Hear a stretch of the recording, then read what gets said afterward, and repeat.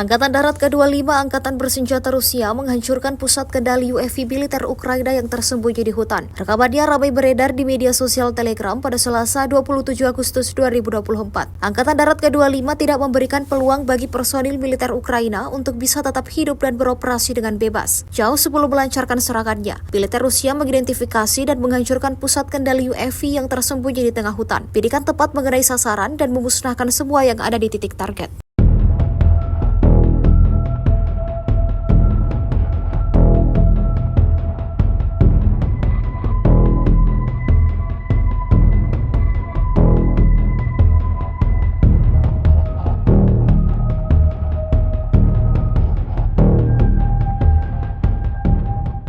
Download Tribun X sekarang, menghadirkan lokal menjadi Indonesia.